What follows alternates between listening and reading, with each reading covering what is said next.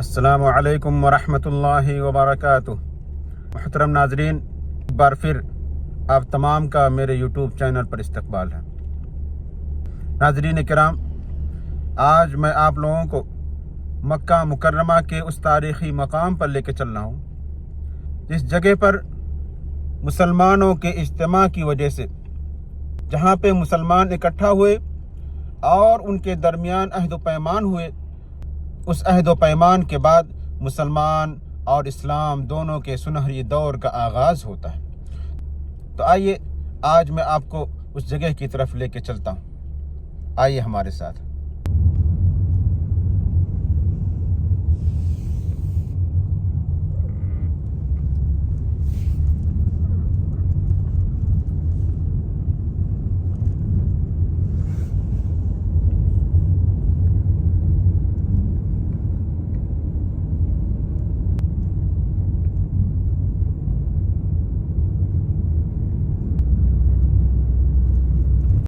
ناظرین کرام،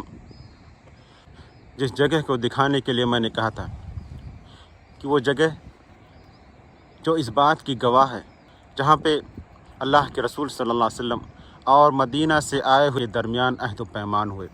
اس عہد و پیمان کے بعد اسلام اور مسلمانوں کے سنہری دور کا آغاز ہوتا ہے۔ تو یہ سامنے جو مسجد آپ دیکھ رہے ہیں، یہ مسجد اسی جگہ کی گواہی دیتی ہے کہ یہی وہ جگہ ہے جہاں پہ اللہ کے رسول صلی اللہ علیہ وسلم اور مدینہ والوں کے درمیان وہ عہد و پیمان ہوئے، جس کے بعد اسلام اور مسلمانوں کے عروج کا دور شروع ہوتا ہے۔ ایک نیا دور شروع ہوتا ہے، ایک سنہرا دور، اس کی ابتدا اسی جگہ سے ہوتی ہے۔ اس جگہ کے بارے میں سیرت کی کتابوں میں جو بیان کیا گیا ہے کہ اللہ کے رسول صلی اللہ علیہ وسلم ہر حج کے موقع پہ جو باہر سے لوگ حج کرنے کے لیے آتے تھے، ان کے درمیان جاتے تھے، انہیں دین اسلام کی طرف بلاتے تھے، دین اسلام کی تبلیغ کرتے تھے۔ سن 11 نبی میں مدینہ سے کچھ لوگ آئے اور اللہ کے رسول صلی اللہ علیہ وسلم سے ان کی ملاقات ہوئی۔ اللہ کے رسول صلی اللہ علیہ وسلم نے ان کے سامنے دین اسلام کو پیش کیا، وہ لوگ ایمان لے آئے، ان کی تعداد 6 تھی۔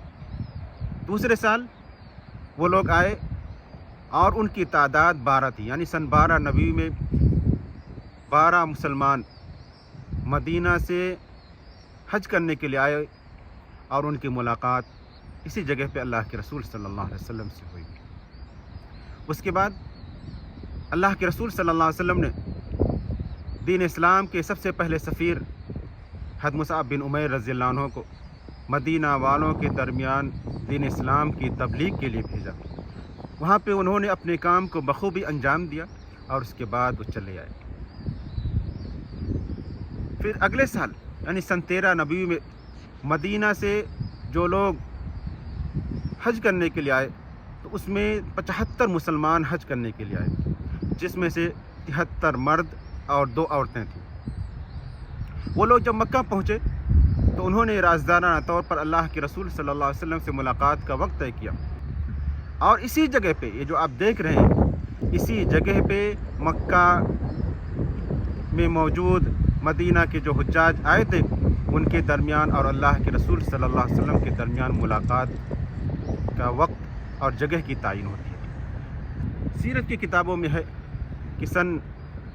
13 نبوی کو 12 ذی الحجہ کی رات اللہ کے رسول صلی اللہ علیہ وسلم اور مدینہ سے آئے ہوئے 75 مسلمان اسی جگہ پہ اکٹھا ہوئے۔ اس جگہ کو مسجد بیعت کہتے ہیں، اور کوئی اس کو مسجد عقبہ کہتے ہیں، کوئی مسجد کبریٰ کہتے ہیں۔ چونکہ اب اس کے پیچھے آپ دیکھ رہے ہیں کہ یہاں پہ جمرات ہیں جو یک کے بعد دیگرے ہیں، اور یہ جو مسجد ہے، یہ جو جگہ ہے، یہ تیسرا جو جمرہ ہے جہاں پہ مسلمان حج کے دوران کنکری مارتے ہیں، جس کو جمر کبریٰ کہتے ہیں یا جمر عقبہ کہتے ہیں، اسی کے پیچھے یہ ہے، اور یہ جگہ مینا کے حدود سے باہر ہے۔ یہیں پہ اللہ کے رسول صلی اللہ علیہ وسلم اور مدینہ سے آئے ہوئے مسلمانوں کے درمیان وقت طے ہوتا ہے۔ مدینہ سے جو لوگ حج کرنے کے لیے آئے تھے، مسلمان بھی انہی کے ساتھ آئے تھے، اور ان کا جو سردار تھا وہ منافقوں کا سردار عبداللہ بن ابی سلول تھا، وہ بھی حج کرنے کے لیے آیا ہوا تھا۔ مسلمان انہوں نے اللہ کے رسول صلی اللہ علیہ وسلم سے 12 ذی الحجہ کی رات ملاقات کا وقت متعین کیا، اور وہ اپنے خیمے میں سوئے، اور رات کے ایسے پہر چپکے بہت ہی خاموشی کے ساتھ آ کر کے اسی جگہ پہ اکٹھا ہوئے، جس جگہ کو آپ دیکھ رہے ہیں تصویر میں، یہاں پہ اکٹھا ہوئے، اور مکہ سے اللہ کے رسول صلی اللہ علیہ وسلم اپنے چچا حضرت عباس بن عبد المطلب کے ساتھ اسی جگہ پہ آئے، اور اللہ کے رسول صلی اللہ علیہ وسلم اور مدینہ کے مسلمانوں کے درمیان 5 چیزوں پر عہد و پیمان اسی جگہ پہ ہوئے۔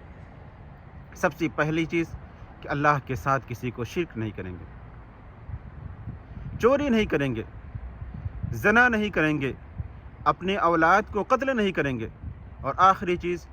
کہ جس طرح سے مدینہ والے اپنے بچوں کی حفاظت کرتے ہیں، ایسی ہی اللہ کے رسول صلی اللہ علیہ وسلم جب مکہ سے ہجرت کر کے مدینہ چلے جائیں گے تو وہ اللہ کے رسول صلی اللہ علیہ وسلم کی حفاظت ویسے ہی کریں گے جیسے وہ اپنے اولاد کی حفاظت کرتے ہیں۔ تو یہی وہ جگہ ہے جو اس بات کی گواہ ہے کہ یہاں پہ اللہ کے رسول صلی اللہ علیہ وسلم اور مدینہ سے آئے ہوئے 75 صحابہ کرام کے درمیان ملاقات اسی جگہ پہ طے ہوئی، اور یہی جگہ وہ گواہ ہے۔ اب آتے ہیں اس مسجد کے بارے میں،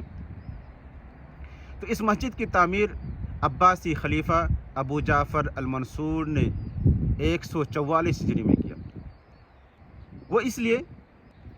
مدینہ والوں سے ملاقات کے وقت اللہ کے رسول صلی اللہ علیہ وسلم کے ساتھ حضرت عباس بن عبد المطلب رضی اللہ عنہ آئے تھے،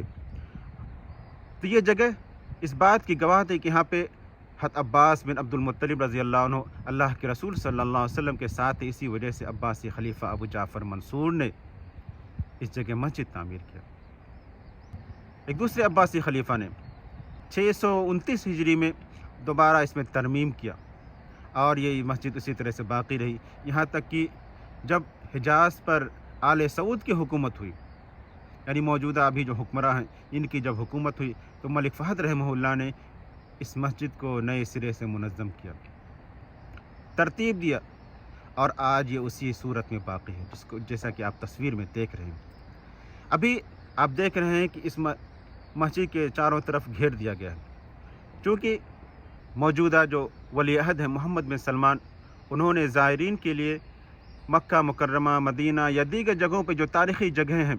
ان تمام کو نئے سرے سے منظم کر کے زائرین کے لیے کھولنے کا پروگرام بنایا ہے۔ تو اسی سلسلے میں اس مسجد کو گھیرا گیا ہے کہ اس کو نئے سرے سے منظم کر کے زائرین کے لیے کھول دیا جائے۔ تو ناظرین، یہ تھی اس مسجد کی تاریخ اور اس جگہ کی تاریخ جو میں نے آپ کے سامنے بیان کیا۔ امید کی آپ کو یہ پسند آئے گا۔ اللہ تعالیٰ سے دعا ہے کہ اللہ تعالیٰ ہم تمام کو توفیق دے